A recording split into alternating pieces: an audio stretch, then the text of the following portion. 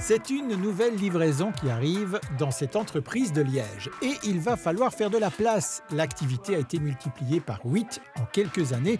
Alors forcément, on commence à être à l'étroit. Notre stock fait notre force. Je pense aussi que nos clients viennent chez nous. Quand ils ont décidé de mettre une climatisation, par exemple, ils la veulent aujourd'hui. Ils veulent avoir bon aujourd'hui chez eux. Et pas dans 3 semaines quand la chaleur est passée. Heureusement, un nouveau hall est en construction à quelques kilomètres d'ici. L'entreprise investit dans l'immobilier pour mieux se développer. C'est un classique et c'est un investissement qu'il faut bien préparer. On voit cela avec les gérants et la notaire qui les a conseillés. Duc s'est spécialisé dans le froid, les frigos pour les entreprises et la clim pour les particuliers. Une histoire de famille, puisque Benjamin a racheté la société à son papa et quelques années plus tard, il a été rejoint par son épouse. Les déménagements, le couple connaît bien. En 2018, il déménage une première fois ici.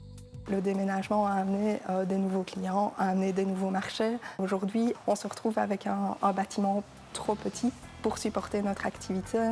Le nouveau hall fera 5000 m². Il devrait être prêt en 2027. Un investissement préparé avec l'aide de leur notaire, notamment pour faire un choix entre achat privé ou en société. Quand on achète un immeuble, que ce soit en société ou que ce soit en personne physique, on doit payer des droits d'enregistrement et ce sont les mêmes. Donc là, de ce point de vue-là, c'est la même chose, mais en société, on va pouvoir déduire les droits d'enregistrement.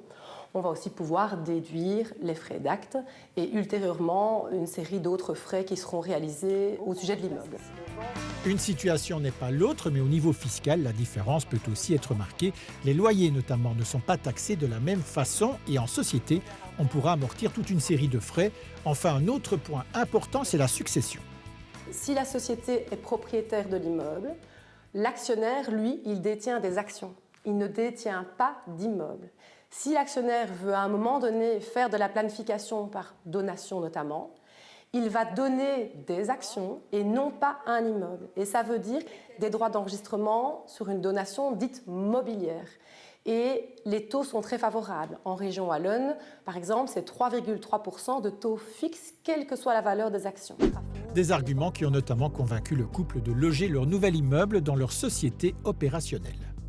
On est aujourd'hui dans une optique de développer le patrimoine de l'entreprise. L'autre élément qui fait pencher la balance pour nous, ce sont les primes à l'investissement de la région wallonne, en fait, qui nous permettent d'avoir une aide relativement conséquente pour cet investissement. Des aides conditionnées au développement de l'emploi. Autre possibilité, il est aussi envisageable de créer une immobilière pour loger le ou les bâtiments. Dans ce cas, il faudra bien calculer les coûts de création et de gestion pour s'assurer que cela reste intéressant. Par exemple, il faut savoir qu'en société anonyme, on ne peut pas sortir l'immeuble sans payer de droits d'enregistrement. L'achat d'un bien, c'est donc une étape à bien préparer en s'entourant de professionnels.